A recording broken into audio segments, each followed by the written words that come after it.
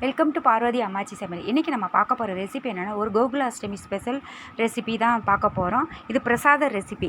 இது வந்து பிகினர்ஸ் கூட செஞ்சிடலாம். வேறு எந்த பிரசாதமும் செய்ய தெரியாதவங்க கூட இந்த ஒரு பிரசாதம் செஞ்சு நம்ம சாமிக்கு நைவேத்தியமாக படைக்கலாம். வாங்க வீடியோக்குள்ளே போவோம். இந்த பிரசாத ரெசிபி எப்படி செய்கிறதுன்னு பார்ப்போம். இதுக்கு முதல்ல ஒரு பேனை அடுப்பில் வச்சுட்டு ஒரு ஸ்பூன் நெய் சேர்த்துக்கோங்க. இது நம்ம கெட்டி அவலாக இருந்தாலும் சரி, தட்டை அவலாக இருந்தாலும் சரி, எந்த அவல் வேணாலும் எடுத்துக்கலாம். நான் எடுத்துருக்கிறது தட்டை அவல் தான். இதில் 3 கப்பு அளவுக்கு நான் எடுத்திருக்கேன். எந்த கிளாஸில் கூட நீங்கள் அளந்து எடுத்துக்கலாம். நான் இந்த கிண்ணத்தில் எடுத்திருக்கேன். 3 கப்பு சேர்த்துக்கோங்க. 3 கப்பு சேர்த்துட்டு நல்லா ரோஸ்ட் பண்ணிக்கோங்க. ரொம்ப ப்ரௌன் கலராக வரணும்னு அவசியம் கிடையாது. ஒரு நல்ல வாசனை வரும். நெய் ஊற்றி நம்ம வறுக்கும்போது நல்ல ஒரு வாசனை வரும். அந்த அளவுக்கு நல்லா பொரிஞ்சு கொடுக்கும். அந்த அளவுக்கு நம்ம வறுத்தோம்னா போதும். இந்த அளவுக்கு கலர் மாறி பார்த்திங்களா, நல்லா பொரிஞ்சு கொடுத்துருச்சு. இந்த அளவுக்கு நல்லா வறுபட்ட உடனே நம்ம 3 கப்பு அவளுக்கு 1 கப்பு துருவின தேங்காய் எடுத்துக்கோங்க. இதை தனியாக ஒரு பவுலில் கொட்டி வச்சுக்கோங்க. இது நம்ம நெய் சேர்த்து செய்யும் பொழுது ரொம்ப வாசமாக இருக்கும். 1 கப்பு தேங்காய், துருவின தேங்காயை அதை ரொம்ப ப்ரௌனாக வறுக்கணும்னு அவசியம் இல்லை. அதனுடைய நீர் சத்து போகும் பார்த்திங்களா, ஒரு மாதிரி சடசடப்பு அடங்கின உடனே நல்ல வறுபட்ட வாசனை வரும் உங்களுக்கு, தேங்காய் வாசனை. அந்த அளவுக்கு நம்ம வறுத்தா போதும். இது நம்ம வெளியில் வச்சாலும் 10 நாளைக்கு கூட இந்த லட்டு கெடாது. அதுக்காக தான் நம்ம வந்து வறுத்து செய்கிறோம். தேங்காய் நம்ம சட்டுன்னு கெட்டு போகிறது. இது நம்ம அந்த நீரெல்லாம் வத்திருச்சுன்னு வச்சுக்கோங்க, நல்லா ஒரு 10 நாள் கூட நல்லா வெளியில் டப்பாவில் போட்டு வச்சுக்கலாம். நல்லா ஆறின உடனே 2ஐயும் மிக்ஸி ஜாரில் போட்டு நல்லா பவுடர் ஆக்கிக்கோங்க. இது எனக்கு மிக்ஸி ஜாரில் 2 தடவை போட்டு பவுட்ரு பண்ணி எடுத்தேன். இந்த அளவுக்கு நல்லா கொரன்னு பவுடர் ஆக்கி வச்சுக்கோங்க. ரொம்ப ஃபைனாக வராது, ஓரளவு கொரன்னு வந்துடும்.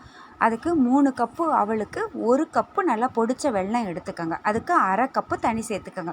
இதுக்கு பாகுபதம் எதுவும் தேவை கிடையாது. தண்ணி கொதித்து அந்த வெல்லம் கரைஞ்சா போதும். 1/2 கப்பு தண்ணி சேர்த்துட்டு நல்லா கொதிக்க விட்டுடுங்க. வெல்லத்தில் கல் மண்ணெல்லாம் இருக்கும், அதுக்காக வடியை விட்டு நம்ம எடுத்துக்கலாம். நல்லா இந்த அளவுக்கு நல்லா கொதித்த உடனே நம்ம தனியாக எடுத்து வச்சுக்கணும். திரும்பவும் நம்ம அவல் வறுத்த பேனையை வச்சுக்குவோம். வச்சுட்டு ஒரு 2லேருந்து 3 ஸ்பூன் நெய் சேர்த்துக்கோங்க. இது வந்து நம்ம முந்திரி பருப்பு வறுக்கிறதுக்காக தான். இதுக்கு நெய் அதிகமாகவும் தேவைப்படாது. ஒரு 8லேருந்து 10 முந்திரி பருப்பு நான் பொடிச்சு வச்சுருக்கேன். அதை சேர்த்து நீங்கள் வறுத்து எடுத்துக்கோங்க. இதில் உங்களுக்கு வேணும்னு விருப்பப்பட்டீங்கன்னா காஞ்ச திராட்சை கூட நீங்கள் சேர்த்துக்கலாம். இதை நல்லா கோல்டன் ப்ரௌன் வரணும்னு அவசியம் கிடையாது. நம்ம லேசாக வறுபட்ட உடனே தனியாக எடுத்து வச்சுக்கலாம்.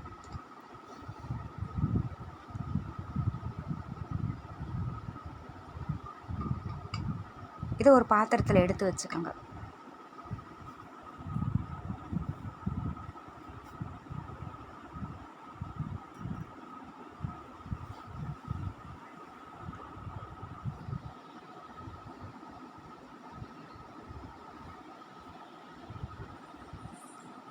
இதை எடுத்து வச்சுக்கிட்டு அதே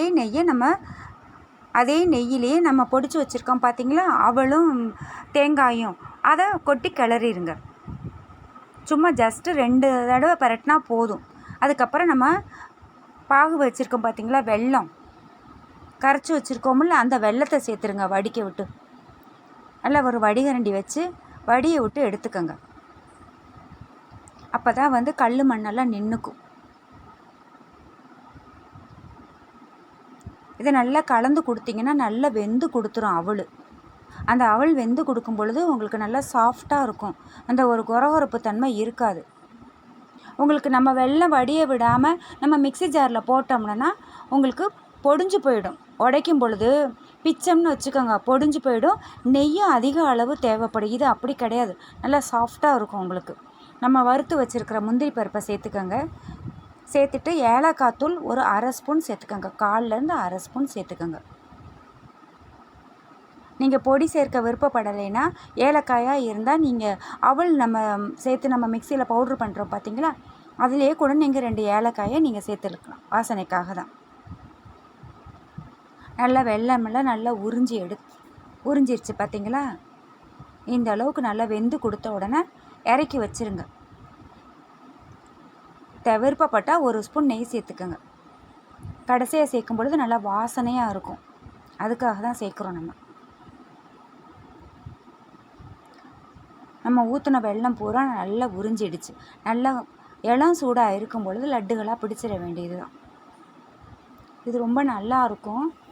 ஏர்டைட் டப்பாவில் போட்டு வச்சுக்கிட்டிங்கன்னா 10 நாள் கூட கெட்டு போகாது. ஏன்னா எல்லாமே நம்ம வறுத்து செஞ்சது. நம்ம பாகு வேற வச்சு செஞ்சுருக்கோம்.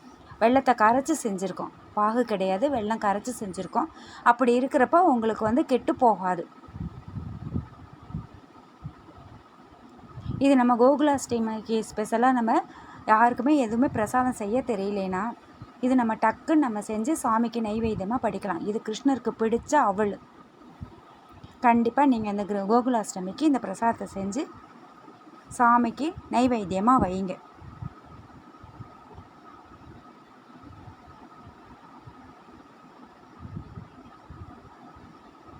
லட்டு அருமையாக இருக்கும். இந்த வீடியோ உங்களுக்கு பிடிச்சிருக்குன்னா லைக் பண்ணுங்கள், ஷேர் பண்ணுங்கள், சப்ஸ்கிரைப் பண்ணுங்கள். மறக்காமல் பெல் ஐக்கானை கிளிக் பண்ணுங்கள். தேங்க்யூ.